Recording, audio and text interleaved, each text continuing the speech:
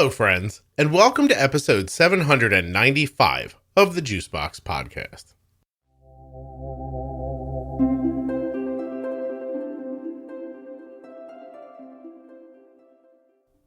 I'm excited to have Jenny back today for another installment of Defining Diabetes. And today, Jenny and I are going to define Kussmaul Respirations. This will be the 45th installment of the Defining Diabetes series. It's a series that takes the time to define the terms that you use every day with diabetes. From fat and protein rise to brittle diabetes, bolusing, and everything in between. Check out Defining Diabetes, short episodes that let you feel like you know what you're talking about. And bonus, after you listen, you will actually know what you're talking about. There are a number of different series within the podcast. So if you go to juiceboxpodcast.com to see a list of them, if you do it on a browser, you'll just see it at the top. And there it is, Defining Diabetes. You click on it. If you're on your phone, there's a little menu, like the 3 lines that say menu. Click on that. Then it shows you Defining Diabetes. There you will get a complete list of the episodes, as well as an online player and links to a number of different popular podcast apps. And links to the other series, like Bold Beginnings, Thyroid Disease, Algorithm Pumping, Diabetes Variables, Ask Scott and Jenny, Mental Health, After Dark, and the Diabetes Pro Tip episodes. This show is sponsored today by the glucagon that my daughter carries, Gvoke HypoPen. Find out more at gvokeglucagon.com/juicebox. I know, I'm like, when are my kids going to be home making noise? All right. Okay, so I'm recording. Okay. Jenny, we have finished up with our Bold Beginnings series, so let us move on, or back to, maybe I should say, a couple of defining diabetes terms, which I've had on a list here for a while, and we have not gotten around to. Are these easy ones or hard ones? No, I think they're easy enough. They're just sort of terms that I don't know what happened. Like they didn't pop up the first couple of times when I said to people, like, what should we define? Or even when I, at the beginning, said, what should be defined? There's also stuff on the list that's come up because you and I have been talking along the way, and I've realized, wow, I don't know what that means. So I think if I don't know, maybe other people don't know either. So let's do there'll be some short ones today. Awesome. Okay. I'll mispronounce some things and you set me straight, and then we'll start talking. What is a Kussmaul respiration? That's a very good one. Thank you. And we've certainly talked about something that would be where you would see this, right? I mean, we've talked about DKA and we've talked about ketones before, correct? Yep. So essentially it's a really deep, like heavy, almost like labored breathing that comes most often with DKA or diabetic ketoacidosis, right? Because of metabolic acidosis, essentially. It's interesting. I like watching you pull it out of your head because I'm looking at it written in front of me. And I'm like, oh, this is so cool that she's just getting this so right. Yay! My experience with it is that on the evening in 2006, when we realized Arden had diabetes, or we realized we thought she did, it was the end of a number of days where she was just listless. Like, I don't even know how to say it. Like, she was beyond like a zombie. You'd move her from one place to another and she'd just plop down. You know, she was so young, like 2 years old, just turned 2 years old. And that day, we were on a beach vacation. So Kelly took hold of the beach and I stayed home in the beach house with Arden. And I thought, no, I'm going to try to get her. I'm going to try to take her to the beach. She'll see the beach and the ocean. She'll get really excited. I got her all ready and I took her to the ocean and we kind of I sat her down and she just, I put her in the sand and she just didn't move. Just sat there. Yeah. Aww. So I took her back to the house thinking, okay, well, she's still sick, obviously.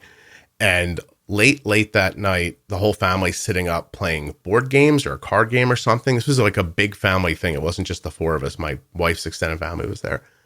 And I remember like looking across the room, trying to figure out what was wrong with Arden. and she was panting. Yeah. Even in her sleep, like she was sleeping and she was just like really quickly in, out, panting.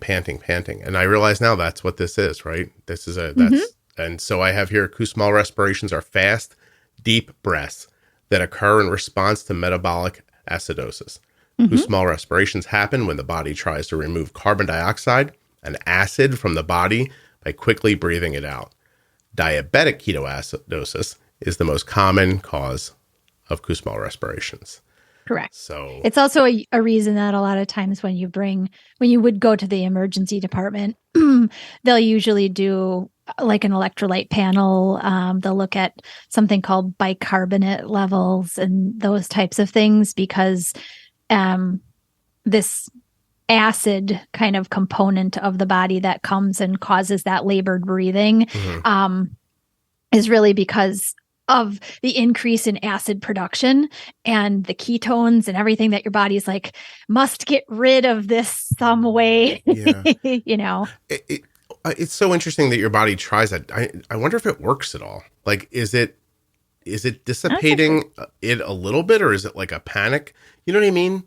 Like, yeah, that's a good question. I mean, you know, the breath of people who have really elevated blood sugars and are in DKA oftentimes smells like acetone, right? Or a real sweet, fruity kind of smell.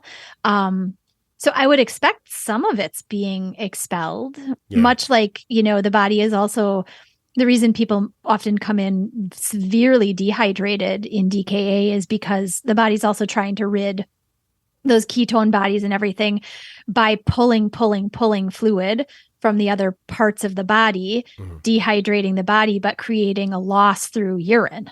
Okay. Yeah. Well, I've seen like these kind of historical writings where they said that the Egyptians used to refer to a disease called the Great Drain. Is that right?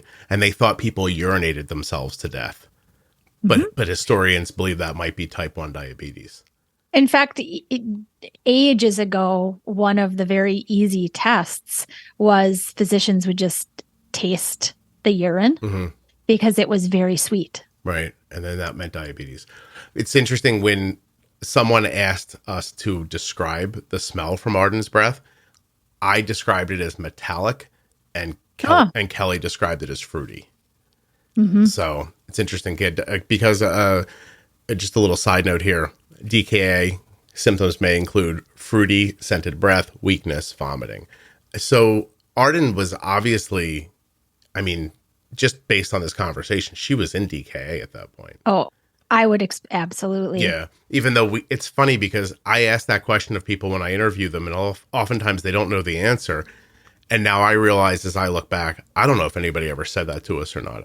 And if they did, if I would have even known what that meant in that moment, you know what I mean? Like, or like now I know to be like, oh no. But back then, if somebody would have said, hey, your kid's in DKA, I would have been like, yeah, it's 3:00 in the morning. I don't know what that is. Right. You know, the interesting thing, I was curious about your question about whether anything is actually expelled with all of that. So I did a quick look and it says that the rapid breathing increases the amount of carbon dioxide exhaled, thus lowering the serum carbon dioxide levels and helps to result in some degree of compensation. So there is definitely something coming out that the body is, you know, having this increase in respiration. So it's helping. Yeah. Not that it's going to definitely help 100%, but it's trying to do something for like you. 1,000 cracks in the dam and you've got 10 fingers, you know, like yes, maybe to that level. Well, yes. Hey, listen, if it buys you any kind of time, then thank you. But it really is another example because we talk about this sometimes with low blood sugar, right? Like talking about how your body seems to shut down systems in order of importance as your blood sugar gets lower and lower. This is another example of that. This is your body just like trying to take one more breath. You know what I mean? Right. Stay alive a little longer.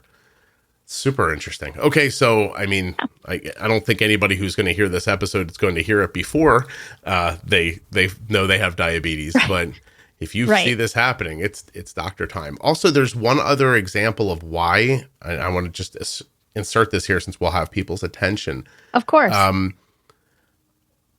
There's apparently another, let's see, what two conditions is Kussmaul breathing associated with? Disruptions to these compounds can cause Kussmaul breathing, which is typically associated with conditions that cause metabolic disturbances such as kidney failure and diabetes.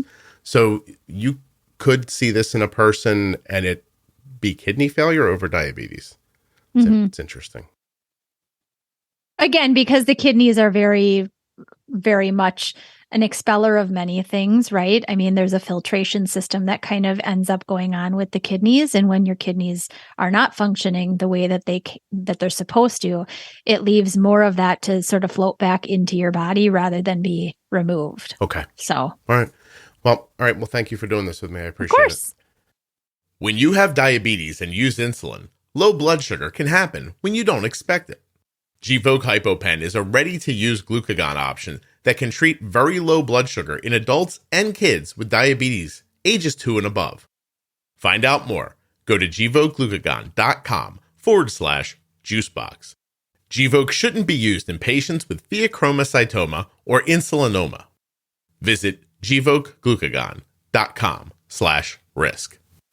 Good. That was good. Let's see. That's just one I always think. How did we get past that? That's one I don't think I have ever used that term in any education I've ever done with anybody. Well, mainly because they come to me and they already have diabetes. That's what right? I was thinking too. I'm like, pay attention to this. That's not going to happen unless you are really in DKA again. I kept seeing it used online so frequently that I thought, well, now people are saying it out loud. If they don't know what it is, it's going to be another tripping point if you don't know what it is, right? Yeah. Okay.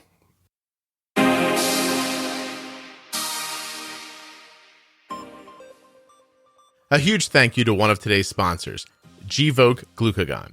Find out more about Gvoke HypoPen at gvokeglucagon.com/juicebox. You spell that GVOKEGLUCAGON.com/juicebox. And don't forget, there are 44 other Defining Diabetes episodes that you can find at juiceboxpodcast.com or by just searching your podcast player for the words Juicebox Defining Diabetes. They'll all just pop up in front of you.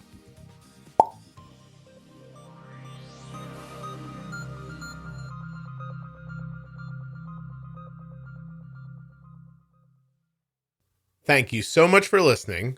I'll be back very soon with another episode of the Juicebox Podcast. And I want you to know that I got that pop, that cheek pop, first try, right in the microphone. If you're lucky, I'll do it for you one more time before I'm done. Thank you again for listening. Please share the show with someone else who you think might also appreciate it. And if you're here teaching yourself definitions because you're newly diagnosed, please don't miss the Bold Beginnings series. It's terrific and great for people who have just learned that they have diabetes. Oh, here, sorry. Hold on. Oh, how was that? That was good, right? I'm going to try it too fast. Here we go. Nope. Okay, I'm done. That was terrible. Should I leave that in? Yeah, I don't care. Oh, shoot. Jenny works at integrateddiabetes.com if you want to hire her. She's terrific. Check it out.